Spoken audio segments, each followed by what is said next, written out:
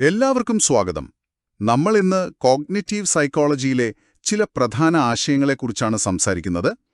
നിങ്ങളുടെ കയ്യിലുള്ള ലേഖനങ്ങൾ, പിന്നെ ഗവേഷണ പഠനങ്ങൾ, വീഡിയോകൾ ഇതൊക്കെ വെച്ചിട്ടാണ് നമ്മൾ ഈ വിഷയത്തെ ആഴത്തിൽ മനസ്സിലാക്കാൻ ശ്രമിക്കുന്നത്. അതെ, നമ്മുടെ ചിന്ത, ഓർമ്മ, പഠനം ഇതൊക്കെ എങ്ങനെയാണ് പ്രവർത്തിക്കുന്നതിന്റെ ഒരു അടിസ്ഥാനം അല്ലേ? തീർച്ചയായും. ഈ കാര്യങ്ങൾ അറിഞ്ഞാൽ നമ്മുടെ മനസ്സിന്റെ പ്രവർത്തനം കുറച്ചുകൂടി വ്യക്തമാവും. നമുക്ക് തുടങ്ങാം.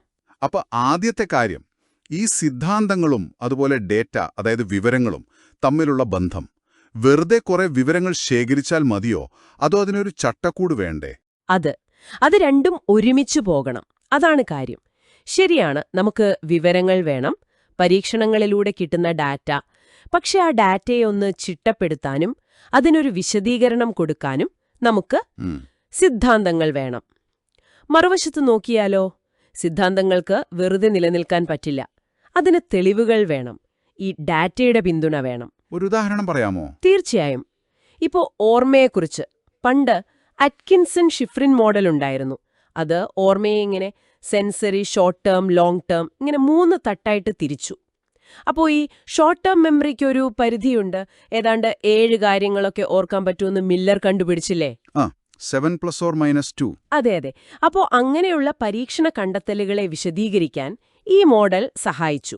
പിന്നെ പുതിയ സിദ്ധാന്തങ്ങൾ വന്നു. ക്രേഗൻ ലോക്ക്ഹാർട്ടിന്റെ ലെവൽസ് ഓഫ് പ്രോസസ്സിംഗ് പോലെ.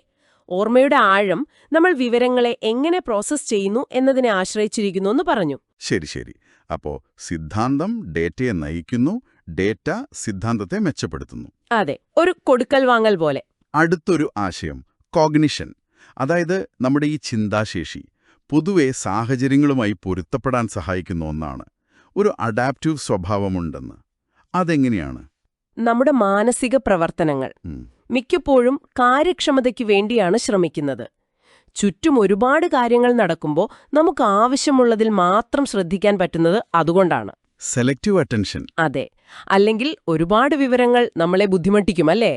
അതുപോലെ പ്രശ്നങ്ങൾ പരിഹരിക്കാൻ നമ്മൾ ചില എളുപ്പവഴികൾ ഉപയോഗിക്കും. ഹ്യൂറിസ്റ്റിക്സ് എന്ന് പറയും.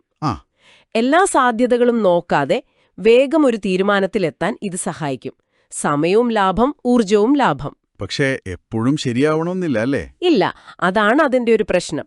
ഈ എളുപ്പവഴികൾ ചിലപ്പോൾ തെറ്റായ നിഗമനങ്ങളിലെത്തിക്കാം, ഓർമ്മയിലെ പിഴവുകൾ പോലെ. അപ്പോ ഈ ശ്രദ്ധ, ഓർമ്മ, പ്രശ്നപരിഹാരം ഇതൊക്കെ ഇങ്ങനെ ഒറ്റയ്ക്കൊറ്റയ്ക്ക് നിൽക്കുന്ന കാര്യങ്ങളാണോ, അതോ പരസ്പരം ബന്ധമുണ്ടോ? തീർച്ചയായും ബന്ധമുണ്ട്. എല്ലാം പരസ്പരം നല്ലപോലെ കണക്റ്റഡ് ആണ്. നമ്മൾ നേരത്തെ പറഞ്ഞില്ലേ, ശ്രദ്ധിച്ചാലേ ഷോർട്ട് ടേം മെമ്മറിയിലേക്ക് പോകൂ എന്ന്. അപ്പോൾ ശ്രദ്ധയും ഓർമ്മയും തമ്മിൽ ബന്ധമുണ്ട്. ശരി. അതുപോലെ നമ്മുടെ പഴയ ഓർമ്മകൾ, ലോകത്തെക്കുറിച്ചുള്ള നമ്മുടെ അറിവുകൾ, സ്കീമകൾ എന്ന് പറയും, അത് നമ്മൾ പുതിയ കാര്യങ്ങൾ എങ്ങനെ കാണുന്നു, മനസ്സിലാക്കുന്നു എന്നതിനെ സ്വാധീനിക്കും. ഇതിനാണ് ടോപ്പ് ഡൗൺ പ്രോസസ്സിംഗ് എന്ന് പറയുന്നത്. പിന്നെ വേറൊരു കാര്യം, ഈ ചിന്താപ്രക്രിയകൾ മാത്രമല്ല, നമ്മുടെ പ്രചോദനം, വികാരങ്ങൾ, അങ്ങനെയുള്ള കോഗ്നിറ്റീവ് അല്ലാത്ത കാര്യങ്ങളുമായും ഇവയ്ക്ക് ബന്ധമുണ്ട്. ഒരു കാര്യത്തിൽ താൽപ്പര്യമുണ്ടെങ്കിൽ നമ്മൾ കൂടുതൽ ശ്രദ്ധയോടെ ഒരു പ്രശ്നം പരിഹരിക്കാൻ ശ്രമിക്കും, അല്ലേ? ശരിയാണ്. അപ്പൊ ഈ പ്രക്രിയകളൊക്കെ നമ്മുടെ ഉള്ളിലാണല്ലോ നടക്കുന്നത്, പുറത്തേക്ക് കാണാൻ പറ്റില്ല. അപ്പൊ സൈക്കോളജിസ്റ്റുകൾ ഇതെങ്ങനെയാണ് പഠിക്കുന്നത്? പലതരം രീതികൾ വേണ്ടിവരുമല്ലോ. അതെ, ഒരുപാട് രീതികളുണ്ട്. നിങ്ങളുടെ ആ സ്രോതസ്സുകളിൽ തന്നെ പലതും പറയുന്നുണ്ടല്ലോ. ഒന്ന്, നമുക്ക് നിയന്ത്രിത പരീക്ഷണങ്ങൾ നടത്താം, ലാബിൽ വെച്ച്. വാക്കുകളുടെ ലിസ്റ്റ് ഓർക്കാൻ കൊടുത്തിട്ട് ഓരോ സാഹചര്യത്തിലും ഓർമ്മ എങ്ങനെ മാറുന്നു എന്ന് നോക്കാം. പിന്നെ സൈക്കോബയോളജിക്കൽ രീതികളുണ്ട്. തലച്ചോറിന്റെ പ്രവർത്തനം നേരിട്ട് നോക്കുക. ഇപ്പൊ ബ്രെയിൻ സ്കാനിംഗ് ഇല്ലേ, PET, fMRI ഒക്കെ. ഒരു കാര്യം ഓർക്കുമ്പോൾ തലച്ചോറിന്റെ ഏത് ഭാഗമാണ് കൂടുതൽ പ്രവർത്തിക്കുന്നത് എന്നൊക്കെ അറിയാൻ പറ്റും. ശരി. അതുപോലെ തലച്ചോറിന് എന്തെങ്കിലും പരിക്കു പറ്റിയ ആളുകളെ പഠിക്കുന്നത്, അതും ഒരുപാട് വിവരങ്ങൾ തരും. HM എന്ന രോഗിയുടെ കേസ് സ്റ്റഡി വളരെ പ്രശസ്തമാണ് ഓർമ്മയുടെ കാര്യത്തിൽ. പിന്നെ കമ്പ്യൂട്ടർ മോഡലുകൾ ഉപയോഗിച്ച് ചിന്തയെ അനുകരിക്കാൻ ശ്രമിക്കാറുണ്ട്, സിമുലേഷനുകൾ. അപ്പോ പല രീതികളിലൂടെയാണ് ഇതിനെ മനസ്സിലാക്കാൻ ശ്രമിക്കുന്നത്. ഇനി അവസാനമായിട്ട് നമ്മുടെ സ്വന്തം ചിന്തകളെക്കുറിച്ചുള്ള നമ്മുടെ അറിവ്, ഈ സ്വയം അവബോധം, അതിനെന്തെങ്കിലും പ്രാധാന്യമുണ്ടോ ഇതിൽ? ഉണ്ട്, തീർച്ചയായുമുണ്ട്. ഈ ബോധം അല്ലെങ്കിൽ കോൺഷ്യസ്നസ് എന്നത് തന്നെ കോഗ്നിറ്റീവ് സൈക്കോളജിയിലെ ഒരു വലിയ പഠന വിഷയമാണ്. പിന്നെ മെറ്റാകോഗ്നിഷൻ എന്നൊരു കാര്യമുണ്ട്. അതായത് നമ്മുടെ ചിന്തകളെക്കുറിച്ച് തന്നെയുള്ള ചിന്ത. ആ നമ്മൾ എങ്ങനെയാണ് പഠിക്കുന്നത്, എവിടെയാണ് തെറ്റുപറ്റുന്നത് എന്നൊക്കെ നമ്മൾ തന്നെ മനസ്സിലാക്കുന്നത് പഠനത്തെയും പ്രശ്നപരിഹാരത്തെയും സഹായിക്കും. അതുപോലെ പുതിയ കാര്യങ്ങൾ പഠിക്കുമ്പോൾ അതിനെ നമ്മളുമായിട്ട്, നമ്മുടെ അനുഭവങ്ങളുമായിട്ട് ബന്ധിപ്പിച്ചാൽ അത് ഓർക്കാൻ എളുപ്പമായിരിക്കും. സെൽഫ് റെഫറൻസ് ഇഫക്റ്റ് എന്ന് പറയും. അതും ഒരു തരത്തിൽ സ്വയം അവബോധത്തിന്റെ ഒരു പ്രകടനം തന്നെയല്ലേ? ശരിയാണ്.